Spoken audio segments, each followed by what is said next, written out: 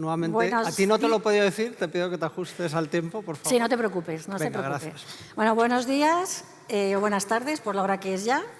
Primero me presento, soy Concha Santiago, soy la responsable de estrategia de consultoría de Ogilvy, que es la agencia creativa del grupo WPP. Entonces, yo creo que primero vamos a hacer un minutito de ciertos mensajes. Hemos llegado un poco tarde, veníamos desde Madrid, pero desde las 11 que hemos llegado he oído algunos mensajes que me han parecido interesantes y quería refrenar, buscar, porque de alguna manera vamos a ver cómo nosotros, desde un punto de vista de comunicación, podemos ayudar a esto, ¿vale? Hemos hablado de que el volumen de consumo está bajando, ha sido todo un poco como, lo decías tú, como un poco negativo.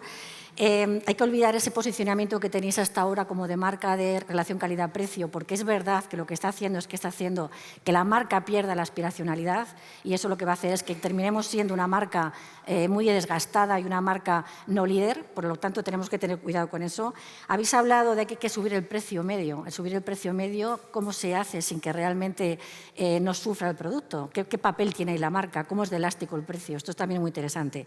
Habéis hablado desde el ponente que nos ha estado comentando el tema de Alemania, que lo más importante era centrarse, perfilar cuál es lo importante, qué es lo diferente. El mercado es increíblemente salvaje. ¿Qué es lo que nos diferenciamos? Y además ahora mismo estamos con un cliente, que ya lo sabéis todos, que no es fiel, cada vez es menos fiel. Lo que quiere es probar diferentes cosas. Han salido por ahí temas o términos como storytelling. ¿Qué es eso? Es decir, ¿qué historia? ¿Qué hay alrededor de una marca? ¿Qué hay alrededor de un producto? ¿Qué importancia tiene? Habéis hablado de los jóvenes, esas nuevas generaciones que no somos capaces de domar porque son totalmente diferentes y vienen fuerte. Y por último, de estar en los momentos claves. Es lo que llamamos esa experiencia del cliente. Entonces, con todo esto, el pasador, perdonadme, desde nuestra área, lo primero que quería empezar un poco con vosotros a sacudir la cabeza es esta dualidad que tenemos siempre. Si os dais cuenta, de todas las charlas que habéis tenido, la gran mayoría del tiempo hemos estado hablando en que producto, producto, producto, precio, precio, precio, producto, todo lo que tiene que ver con la racionalidad, ¿vale? Y nos olvidamos de que hay una parte súper importante en esa personita, que es al final el que bebe vuestro vino, ese consumidor al que tenemos que conocer muy bien, tiene una parte emocional que es increíble, ¿vale? Y que tenemos que tener en cuenta.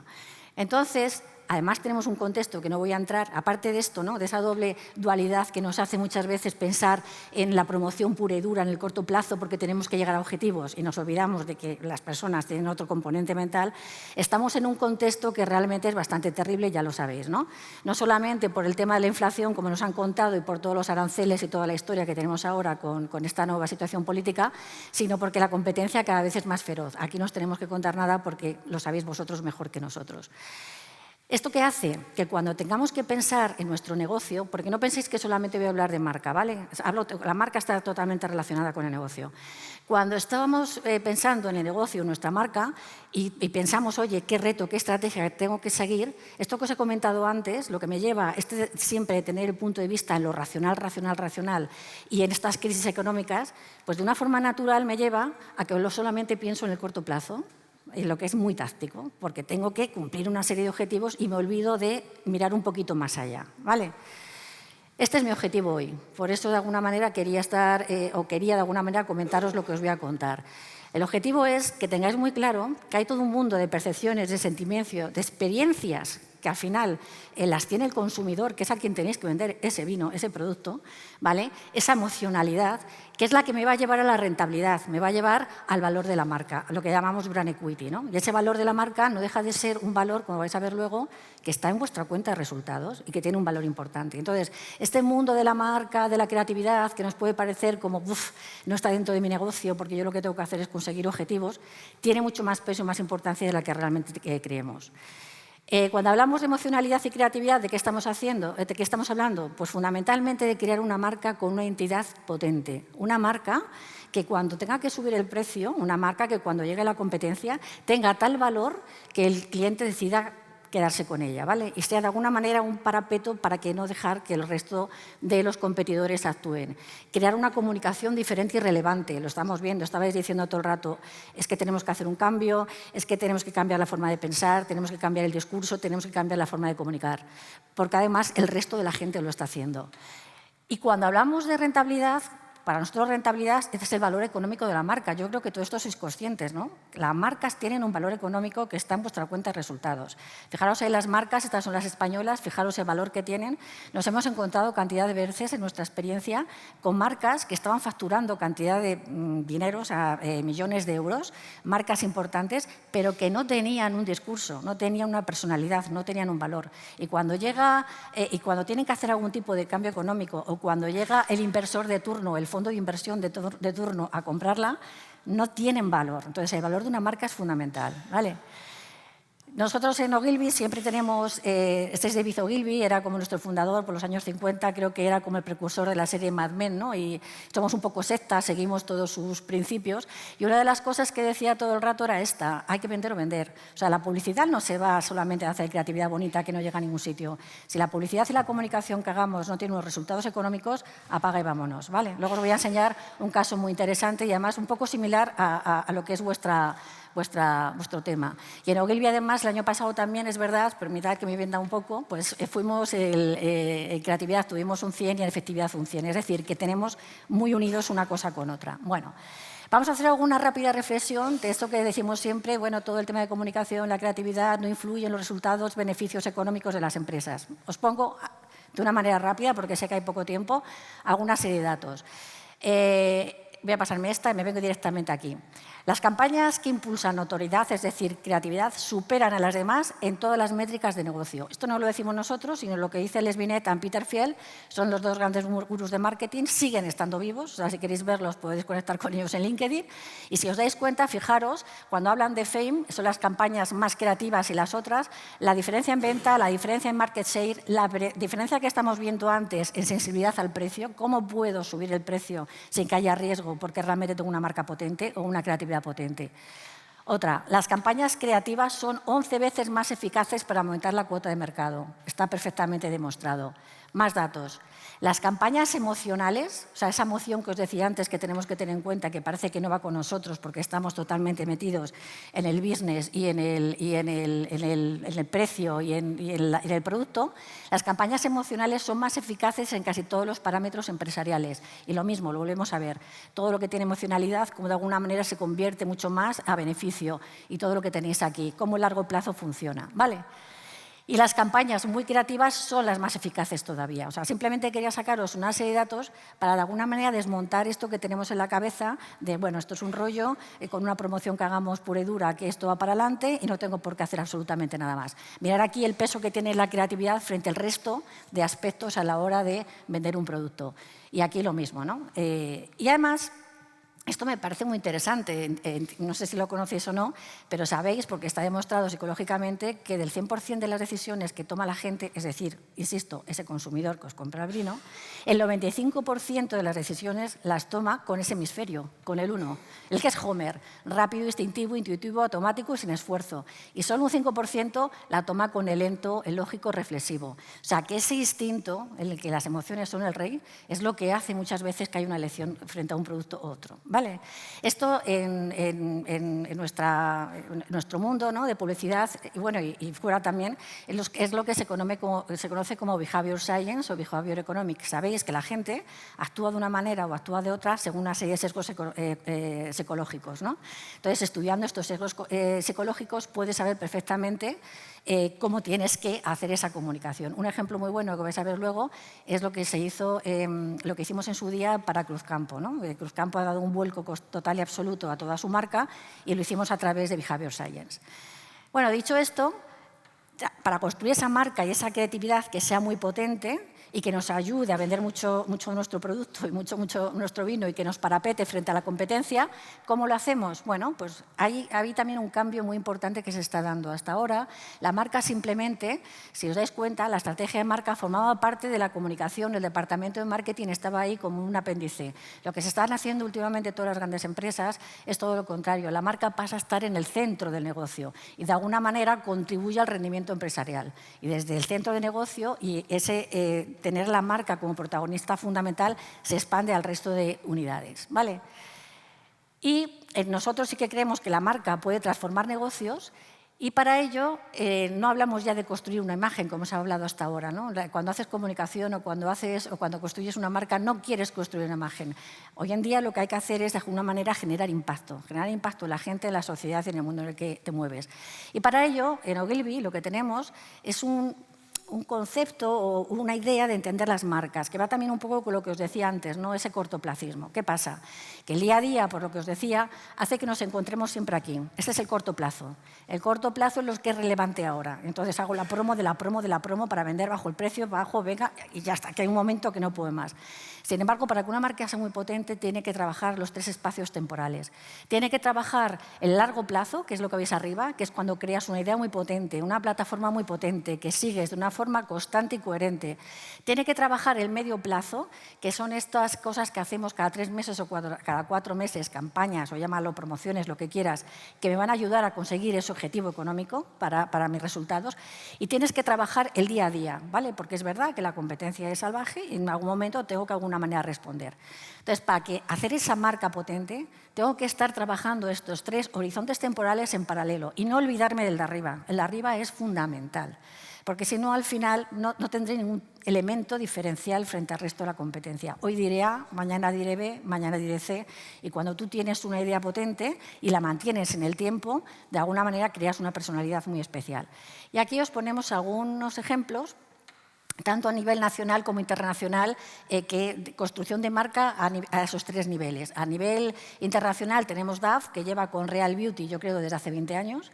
Entonces, ellos tienen muy claro cuál es su diferenciación. Ese perfilado que nos decía el ponente que ha estado antes de Alemania, tenía muy claro cuál es ese punto del que tienen que agarrarse, esa plataforma de marca, y llevan 20 años con ello. ¿Qué pasa? Que según va cambiando el tiempo, lo irán adaptando a la realidad, porque hay que ir adaptando, no puede ser algo que no sé, inamovible, tiene que ser flexible, pero llevan 20 años. Aquí el caso, por ejemplo, que os puedo contar es el de Acentos. Cruzcampo, sabéis que era una cerveza que todo el mundo más o menos la ponía fatal porque tenía un sabor muy especial. Entonces llegó un momento en que ya no se sabía qué hacer con ella porque estaba empezando a perder muchísimo volumen de negocio, empezaban a surgir las cervezas locales que tenían mucha fuerza, y entonces dijeron, mira, llega un momento en el que tenemos que dar un puñetazo en la mesa. ¿Qué podemos hacer? Y ahí recurrimos a lo que os decía antes, ¿no? A esta forma de pensar del behavior science, de cómo a través de los sesgos cognitivos puedo conseguir cambiar el comportamiento de las personas, porque esto existe y se utiliza en las elecciones de Estados Unidos y en muchos sitios, ¿vale? Y entonces lo que se hizo un trabajo y al final hay un sesgo que es el reframe, que lo que te dice es las cosas que son de una manera, puedes contarlas de otras para que sean totalmente diferentes, ¿vale? Entonces, se llegó a la conclusión de que no era una cerveza amarga con un sabor malo, no, era una cerveza que tenía mucho acento. Ya este simple cambio de decir no es una cerveza con mal sabor, sino es una cerveza con mucho acento, abrió una plataforma salvaje que permitió hacer una comunicación muy notoria, no sé si os acordaréis que fue cuando resucitamos a Lola Flores, hizo una comunicación muy notoria y hizo que las ventas se incrementaran considerablemente y sobre todo con un gran engagement con la gente más joven, porque había un auténtico problema, ¿vale? Entonces esta es la forma en la que yo creo que habría que trabajar una marca.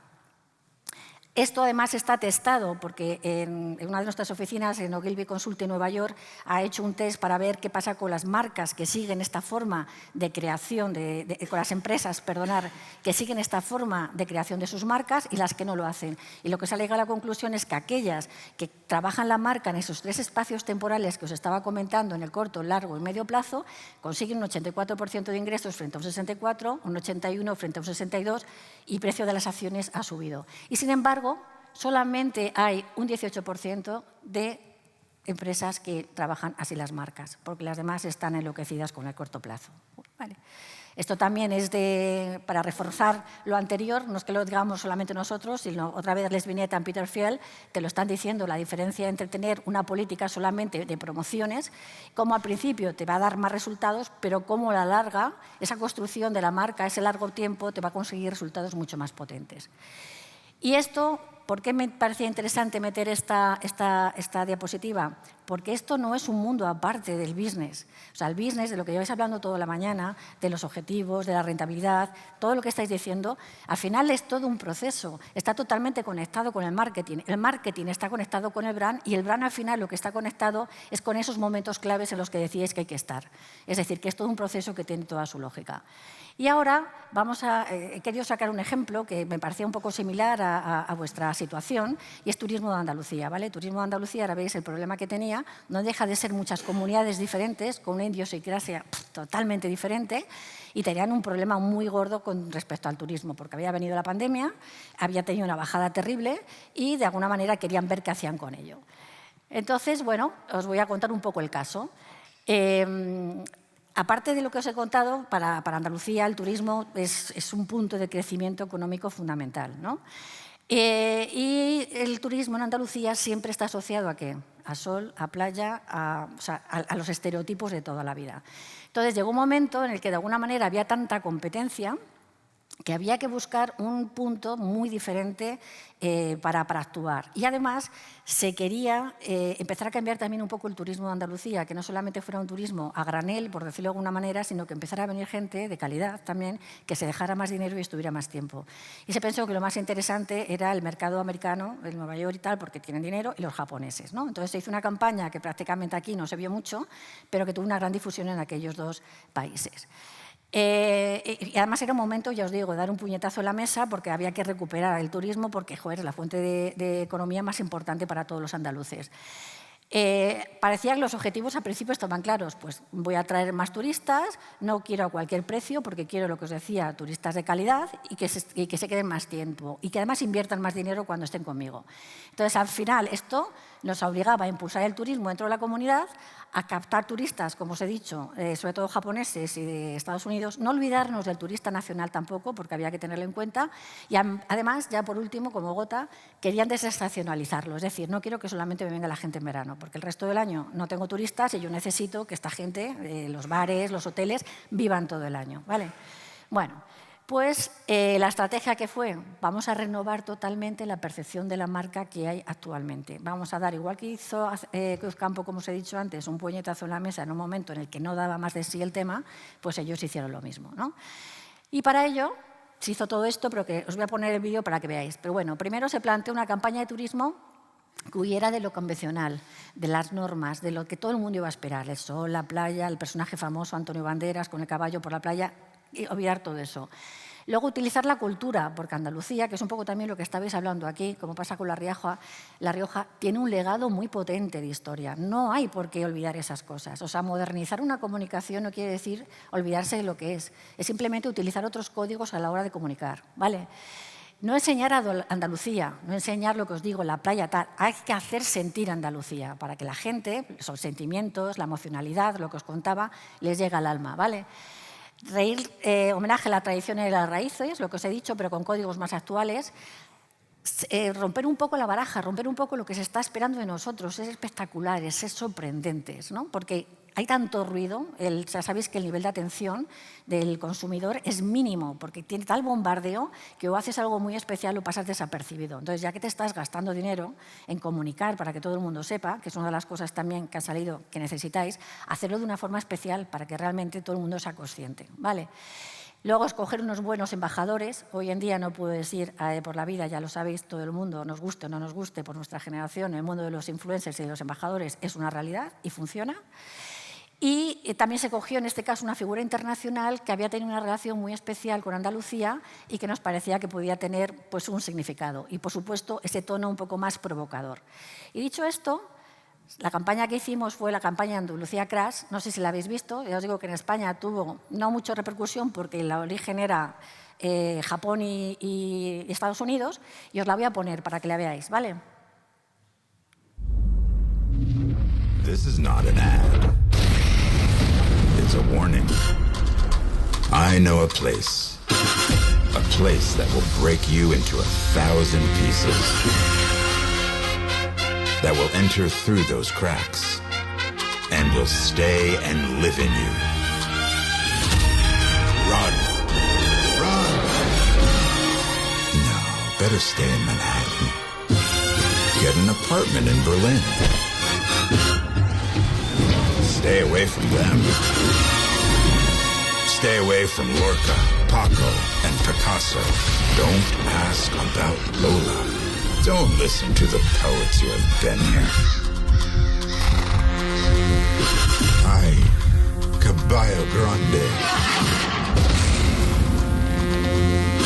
Ay, Lord Nieve.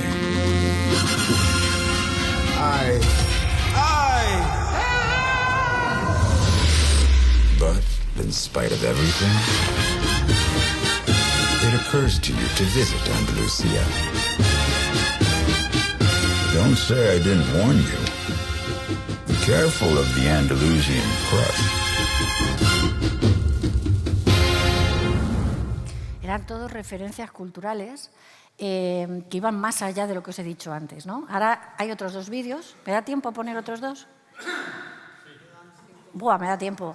Hay otro vídeo que es un poco el making of, o sea, qué se cogió, por qué se hizo, aunque repita un poco la música y tal, yo creo que es interesante. Y hay otro que a mí me gusta mucho también porque incluso la tipografía que se utilizó no es porque de pronto llegó ahí un creativo y dijo, hala, venga, vamos a tirar por aquí. Es que se hizo un estudio de todos los pueblos que habían pasado por Andalucía, históricos, para coger una tipografía especial. O sea, todo está muy cuidado. Y luego os voy a poner los resultados, para que no veáis que esto es que llegan allí 4, que de alguna manera se ponen a contar historias, qué bonito, y luego no va ni uno a Andalucía, tenemos un problema, ¿no? Vais a ver qué resultados tuvo tan maravillosos.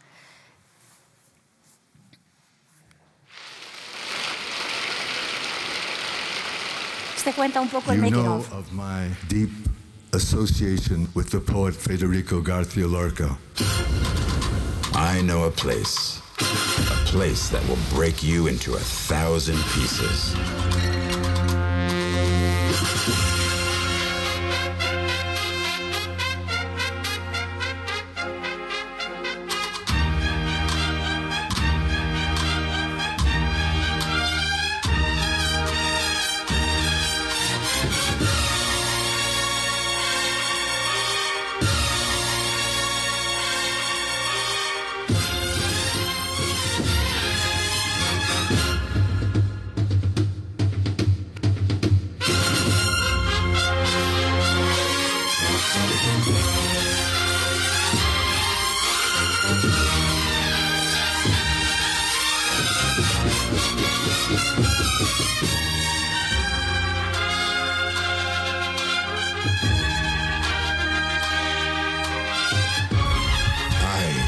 Caballo Grande. I, Lord Nieve. Stay away from Lorca, Paco, and Picasso. Don't ask about Lola.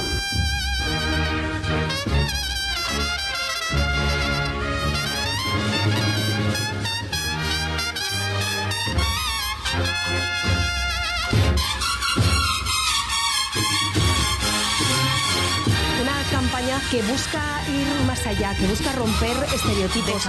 Peter Dinklage pone voz a esta impresionante, rompedora campaña. Me parece una auténtica maravilla. Es la tierra de Federico García Lorca, de Machado, de Velázquez, de Pablo Picasso. Don't say I didn't warn you. Be careful of the Andalusian crush. Y os voy a volver a poner lo que os he dicho en la tipografía, vais a estar todo el día con la musiquilla está puesta, pero es porque me parece curioso, ¿eh? Y tardamos un momentito en que veáis cómo se llega a trabajar las cosas, con qué nivel de detalle y de estudio.